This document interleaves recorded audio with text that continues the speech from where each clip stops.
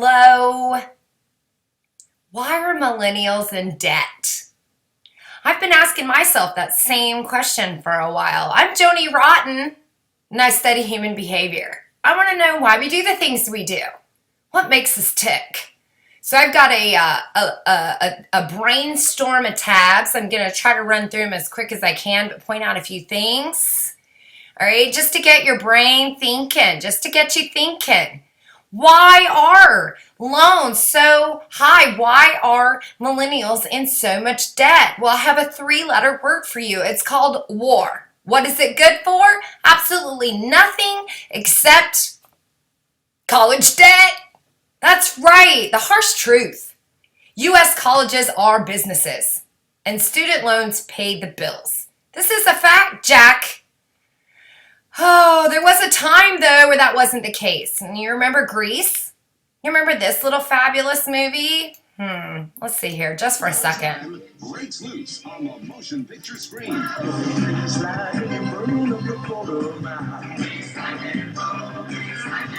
Oh, what does Grease have to do with college tuition for millennials? A lot, actually. These guys were in their high school shop class. They were taking a vocational class. The girls were learning beauty shops and they were dropping out. And, kids that weren't in a college prep class, which wasn't a thing, they were learning life skills. They were learning important things. I might do a video on it later and I'm going to have a tab for it now, but you can actually go to adulting school. Millennials have adulting schools. What do they do at these adulting schools? I've heard a lot of people make fun of them, but truth be told, they're teaching them how to change their oil. They're teaching them how to, balance a checkbook. This is stuff we learned in school. They're not learning these things anymore. And so now we're having to have classes for them. We have really done this generation a disservice.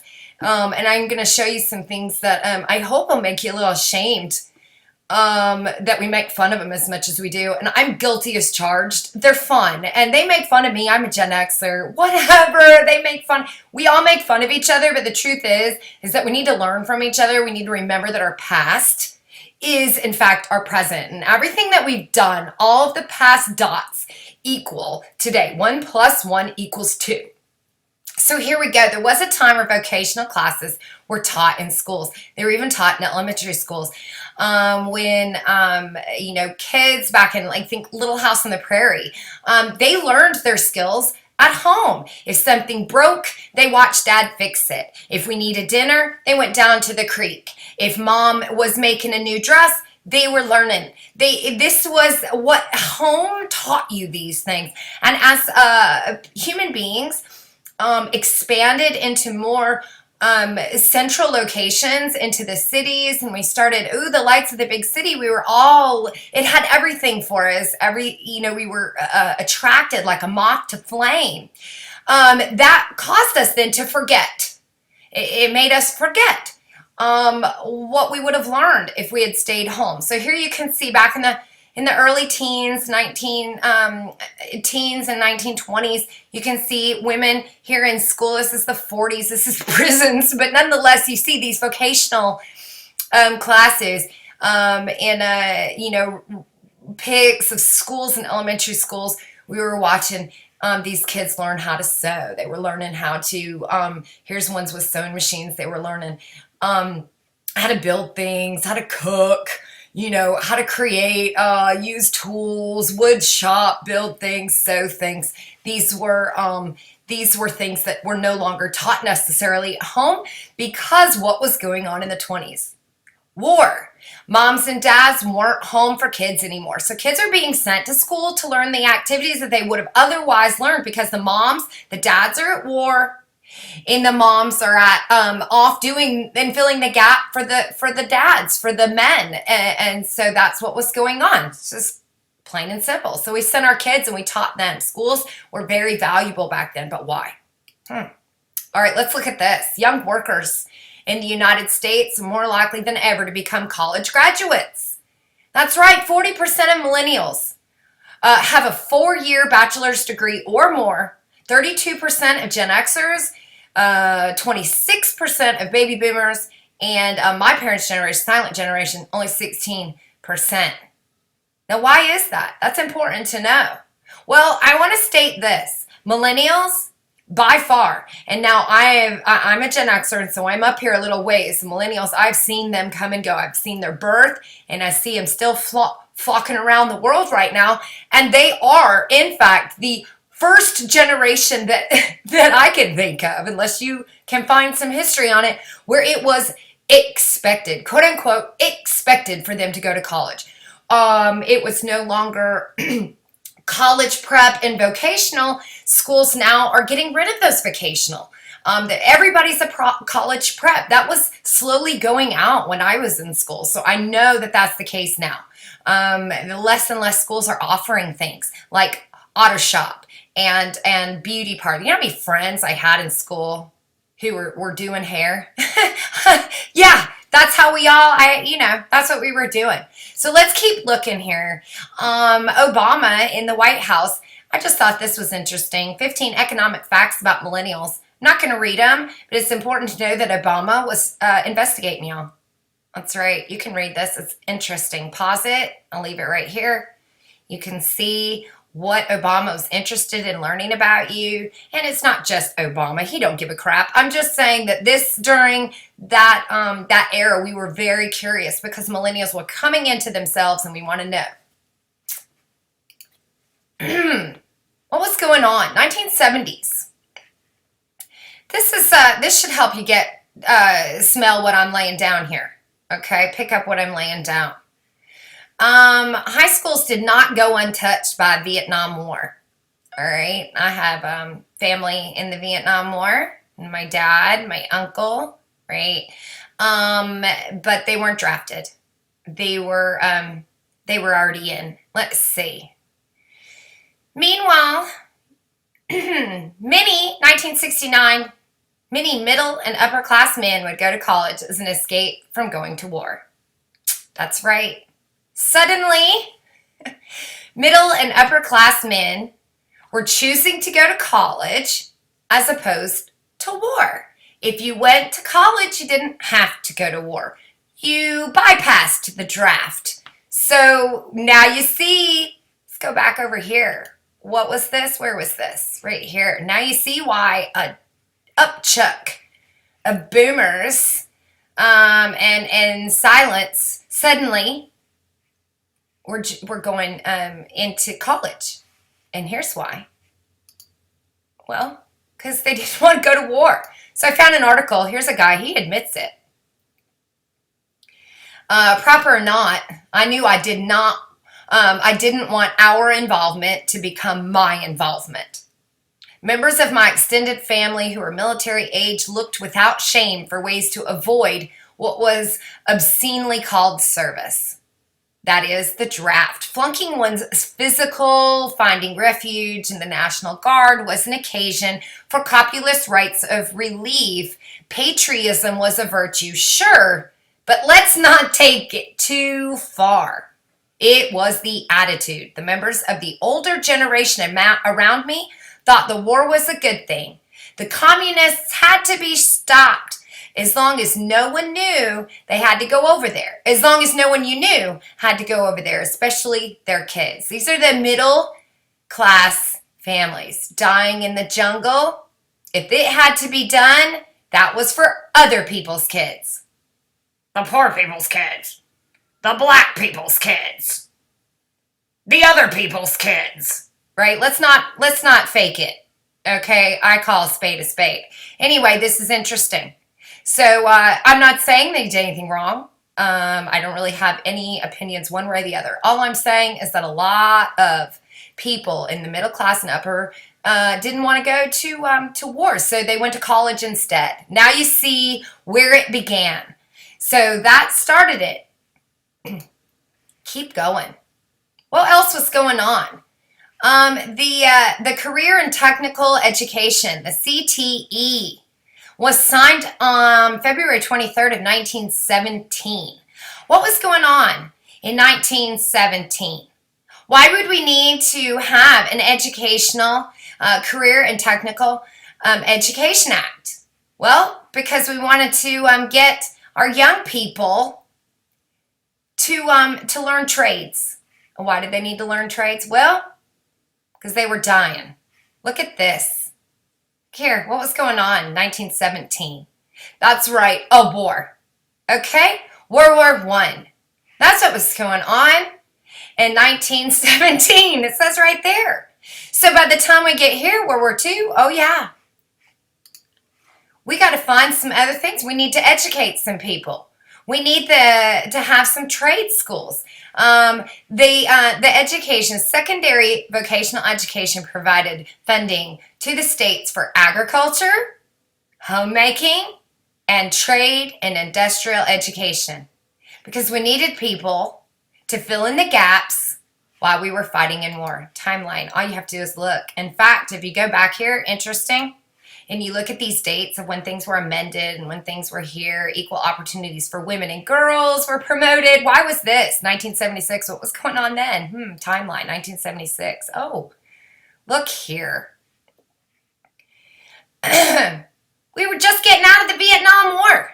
We lost a whole bunch of young men. Thousands of them. Tons of them. So, yep. That's why women, equal rights for women. It wasn't because they thought women and girls were equal to men. No, it's because all of the men have been fighting in wars and whole generations of men were wiped out. Anyway, let's keep going. Vocational education wasn't designed to prepare students for college. The Act of 1917, the law that first authorized federal funding for vocational education in American schools, explicitly described vocation ed as preparation for careers not requiring a bachelor degree. Large groups of people were graduating from high school and they were walking right into work. They were getting jobs as millwrights. They were working on the railroads. What was going on then? That's right. It's your history. It's not rocket science, people. So we just created this huge, influx. I didn't even see that there. That's interesting. Of the immigrants and farm kids, right? Public schools, we're seeing this. And so now you see why. Why were we doing these things? Okay, it was war. It was war. Now in the 1990s, vocational education had a major image problem. Vocational programs had become a kind of dumping ground for kids who weren't succeeding in the traditional academic environment. In other words, we thought we should, no kid left behind. Do you remember that? No kid left behind. Yeah, that was a train wreck. They just lied and cheated on scores in order to get more money.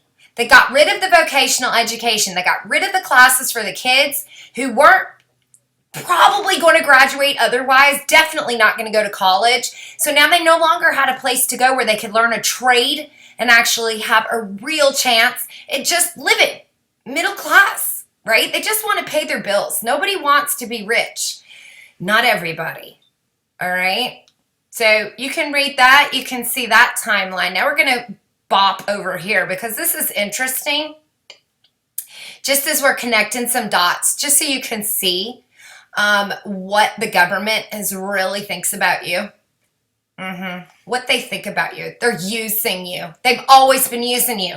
They've been using your sons to fight wars that have nothing to do with you. There was a time, World War I, World War II, we were fighting wars for our freedom. These were people that were coming, trying to take away America's freedoms. They were a threat to us. They aren't like that anymore. At least not like this, okay? That's what nuclear weapons did. If you don't agree with me, that's fine. I get it. I'm just being very, I'm candy coating, sugar coating a lot of it. So you know there's a lot more deeper than that. I understand. But the idea of this video is just to show you that, that it's all connected. And it's all connected to money and the greed of other people. And they're using you, they're using your children, they're using your parents' wallets, they're getting you in debt. They want to keep you a slave. Keep going. Let's play just a minute of this because I think it's kind of interesting. Waiting and working as wives, mothers, and sweethearts, but I think we're all aware that women were not the simple or even dumb creatures they're sometimes portrayed, simply waiting at home, blind to the real horrors of the war, and we should acknowledge that women were an important part of the war effort in all of the warring nations. World War I. Here. I'm Indy Nidell. Welcome to a Great War special episode about the role of women in the First World War. They served as nurses, munitions factory workers. They sewed bandages. They sold war bonds. They worked in shipyards. They were spies, and much more. In Britain, the Women's Royal Air Force was created, with women working as airplane mechanics.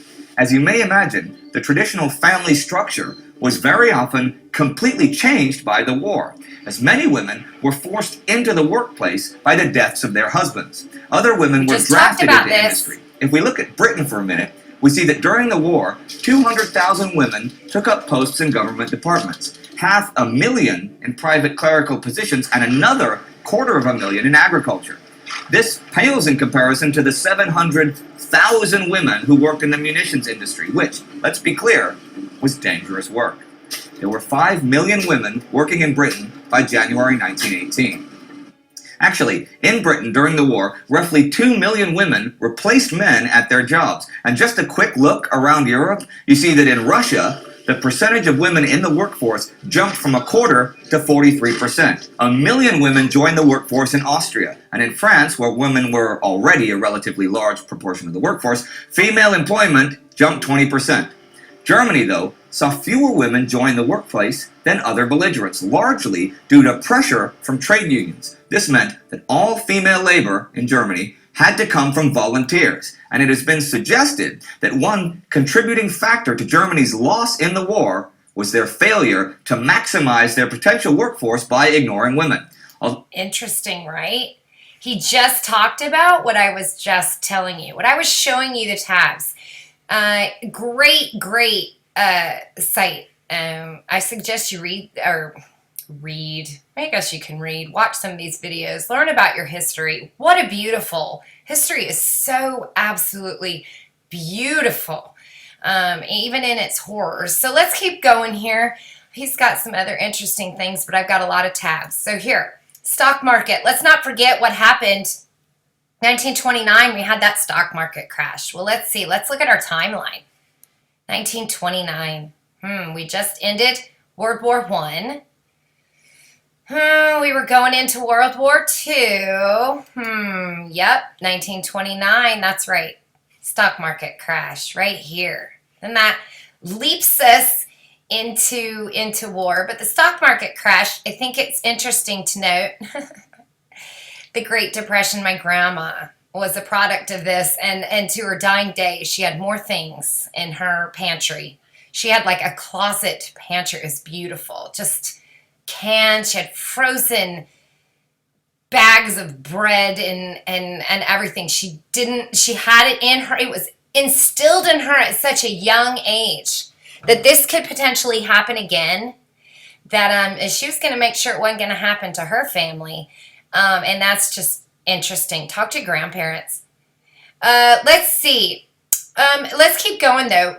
Consumerism, because that's where we show. After the stock market crash and the Great Depression, the U.S. was just, it was a global economic collapse.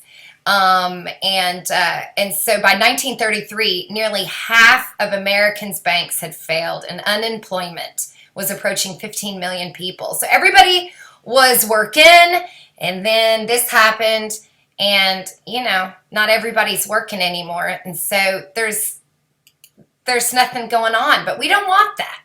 Oh no, because what says a country is thriving more than buying shit? Yeah, that's right. Consumerism in the 1920s was the idea that Americans should continue to buy product and goods in outrageous numbers. These people neither needed or could afford these products, which generally caused them to live paycheck to paycheck. We kind of have a whole generation of kids doing this too right now. They're not even buying houses, so they're living paycheck to paycheck. People bought many quantities of products like automobiles and washing machines and sewing machines and radios. We were buying. And if you couldn't afford it, we offered installment plans. There were plans for people in which they were able to purchase their products and pay for them at a later time in small monthly payments, with fingers crossed that the world was going to get out of this slump and we were going to be okay. And this was the reason why 80% of Americans during the 1920s had no savings at all. They were living paycheck to paycheck. That's textbook definition of paycheck to pay, 80%. This consumerism later became a contributing factor to the start of the Great Depression because it greatly increased the amount of consumer debt in America. This idea of false prosperity, another thing that we hear, false prosperity, prosperity teaching, prosperity preaching. You've heard this in the news. False prosperity was the time where the economy was believed to be thriving, however, it was really suffering as a result of consumerism, where people were buying much more than they really needed. It seemed that the economy was doing really well. It looked like it was. That's like saying, I'm a millionaire on paper. People created installment plans so they'd be able to buy more than ever and pay for them at a later point. So, fingers crossed, this created many people to struggle for money since they were relying on the next incoming paycheck to pay for the goods they were buying. The purchasing of products made it seem like the economy is doing really well. Yet it only hid the fact that it was actually suffering and most people were in debt. Now, this is actually something that's going on today. We see these kind of games with our stock market, and so this isn't anything new. The income gap. The income gap of the 1920s was the difference in income between the top 1%, still in the 20s, 1%. That's what's going on today. That's 100 years ago, of wealthy Americans and the rest of the average earnings. I will. Excuse me. I have to put a dance recital costume. Or what is this? Oh, it's a little like tutu thing. I'm gonna be a princess. You're going to pretend to be a princess? All right. Princess. Oh, thanks Aunt Dee Dee for this absolutely fantastic princessy dress we got. There you go. All right. Go on now. With this income gap, 60% of Americans earned below the poverty level. The top 1% of wealthy Americans saw their incomes increase by 75% during the 20s. The other 99% of Americans saw their income increase by only 9%. Not enough to justify the huge expenditures on consumer products that most Americans were making. This shows that there was a great split between those who had earned an average income or less compared to the wealthy who earned considerably larger amount of money. Who is making money off of your kids in college? 1%ers.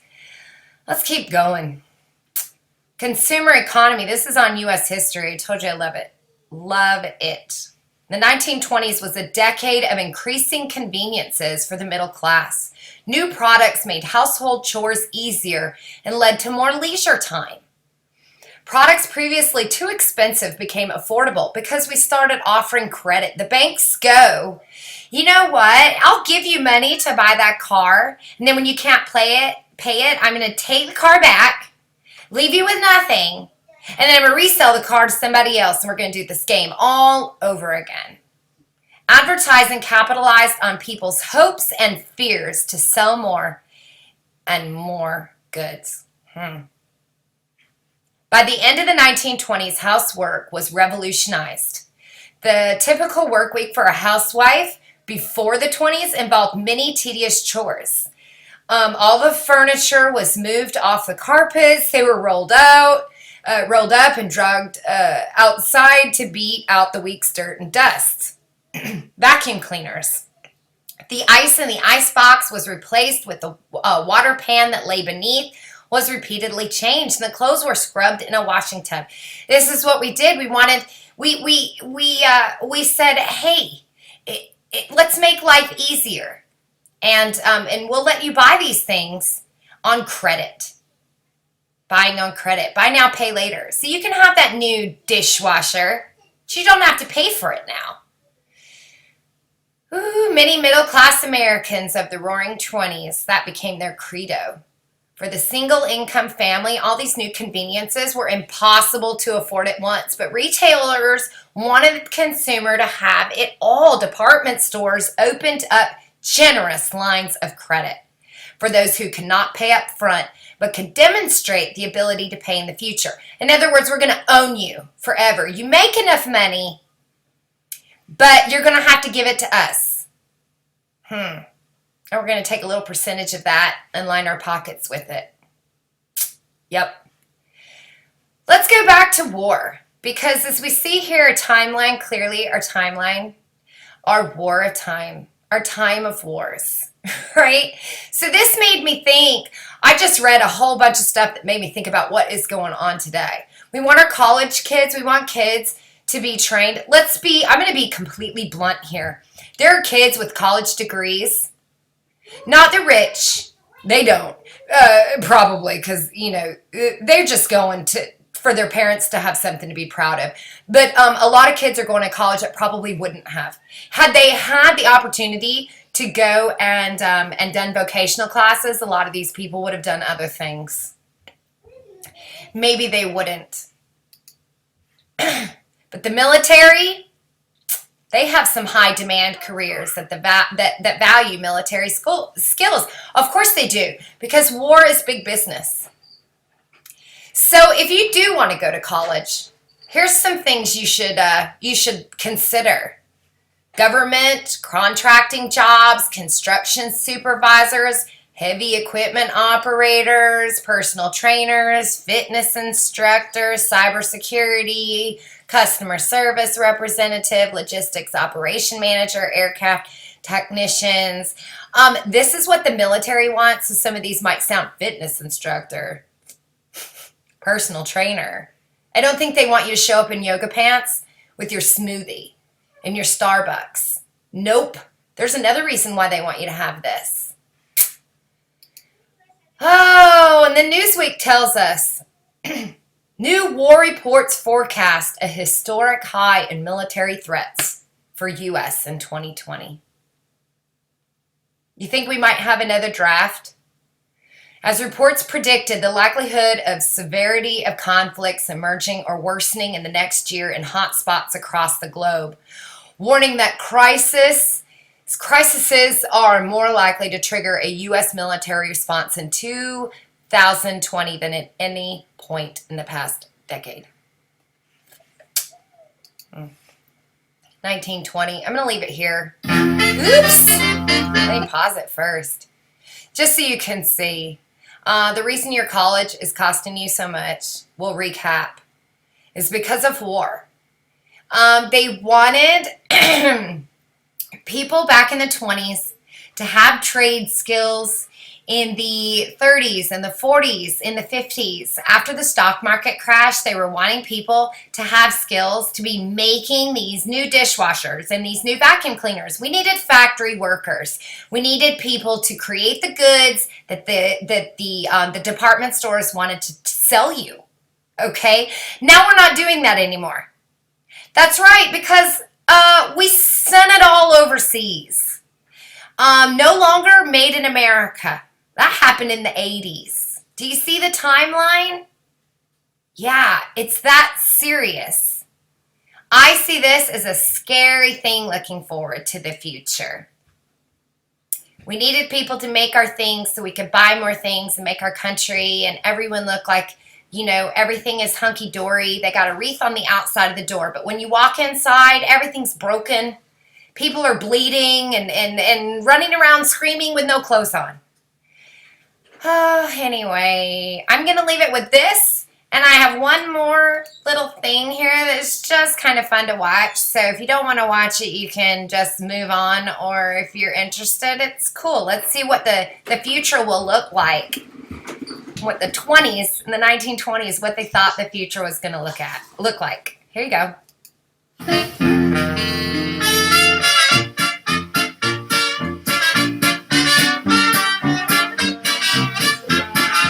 Oh, you're driving.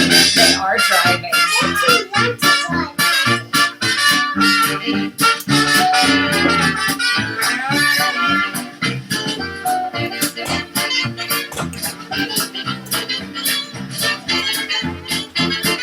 Look at all the things we wanted to be making.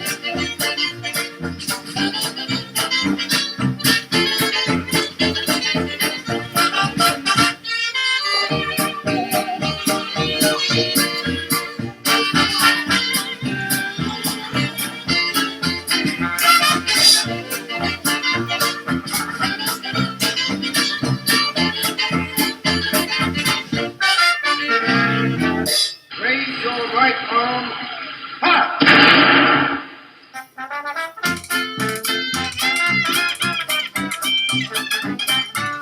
Robot! It's a sex bot.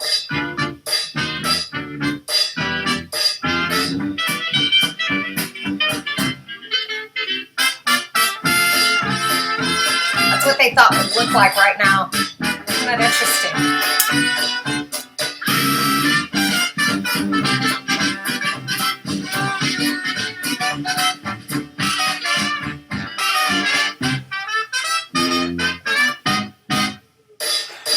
Some of the most famous fashion designers in the U.S. today have been asked to forecast what Eve will look like in AD 2000. One idea is a dress that can be adapted for morning, afternoon, or evening. It's the sleeves what does it. Apparently, in AD 2000, we shall be having a hair-raising time. Yet another designer goes so far as to believe that skirts will disappear entirely. Shoes will have cantilever heels, and an electric belt will adapt the body to climatic changes. The lightly clad woman of tomorrow, swish, will move in an atmosphere that's scientifically kept at the right temperature. The future bride in a wedding dress of glass. What the groom will wear, apart from a worried look, isn't mentioned. A dress of aluminium, with a sash to change it for afternoon or evening, and an electric headlight to help her to find an honest man. As for him, if he matters at all, he'll be fitted with a telephone, a radio, and containers for coins, keys, and candy for cuties. No one can clearly foresee the city of the future, but the appearance of any city, of any period of history, is a direct outcome of the social, economic, and technical conditions then existing. The cities of the future would be laid out to a master plan.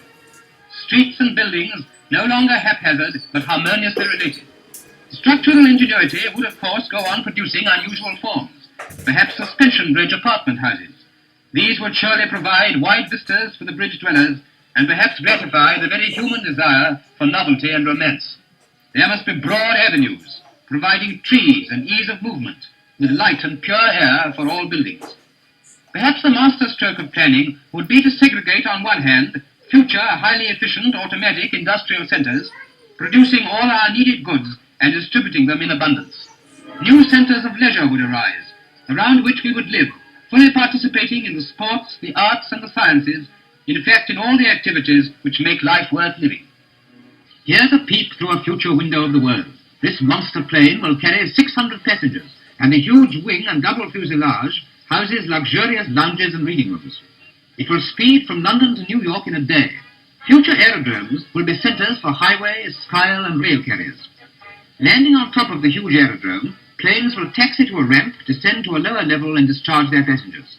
At still lower levels, motor highways, railroads, and pneumatic mail tubes will have terminals. Beautiful. Here's a ship which has the streamlined form which ocean liners of the future may take. The streamlining is the shape of an object so that it will cause the minimum turbulence of the air passing round. The porpoise, one of the fastest things that swims, is a splendid example of nature's streamline. The body, the fins and tail are all curved and have their blunt ends tapering towards the rear. In designing this ship, the streamline principle has been applied to the entire superstructure. This rounded, unbroken surface from stem to stern not only reduces wind resistance, but also lessens the water that comes over the bow and stern in heavy weather. The part of a conventional liner above the waterline is about as large as a solid block of 7-story buildings, 900 feet long and 100 feet wide. Tremendous power is required to move this immense mass over 25 miles an hour. Projections like the bridge, deck and lifeboats disturb the flow of air as the ship passes through it, setting up turbulences which reduce the ship's efficiency. This model of an ocean-going yacht is based on streamline principles. The deck coverings can be rolled back in fair weather. The future will no doubt see streamlined ships which will be faster, more comfortable and safer than anything we know today. Love that. How fabulous is that video?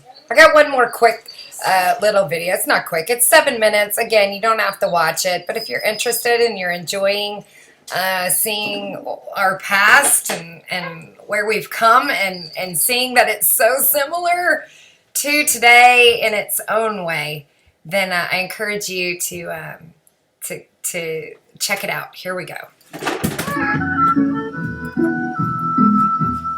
Every 10 years, the census takers knock on front doors across America to find out who we are and where we're going. The 1920 census told us that for the first time, we were almost equally spread between our great cities and life on the land.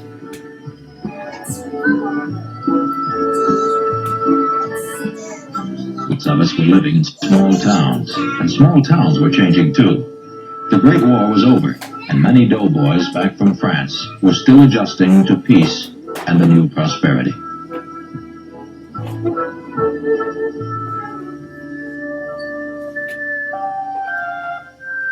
For those in farming communities, there were new problems. The Great Plains had been plowed up to raise wheat for the armies fighting the war. But with peace came the evaporation of the market which had made the farmer so prosperous. A lack of demand for wheat and other staple crops caused depression for the farmers. The new prosperity was based more on the sale of automobiles, radios, and electricity than on agriculture. Mechanization had helped the farmer. It made the work easier, but it also meant that fewer hands were needed. The farmers were disenchanted and afraid, and they campaigned without success for federal aid.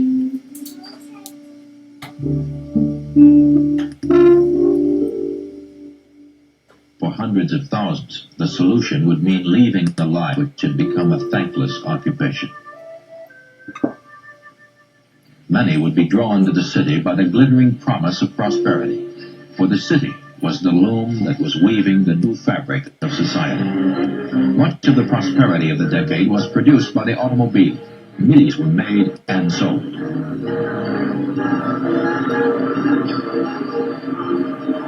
We learned this in vocational school. Car sales stimulated other industries as well. For cars meant gas, and gas meant oil, and rubber, glass, and steel. Money. When we had a good idea, mass production multiplied it by millions. Business was the religion of the 20s. Machinery is the new messiah, Henry Ford told us. Calvin Coolidge agreed. The man who builds a factory builds a temple, Coolidge said. And the man who works there worships there. Wow. The new uniform of the decade was the business suit. And for the first time, millions of men bought them. Not from the tailor, but right off the rack. Dressing right meant business success. And in the 20s, no professional was more greatly admired than the businessman. Businessmen were builders, doers of great things, men of vision with their eyes on the future.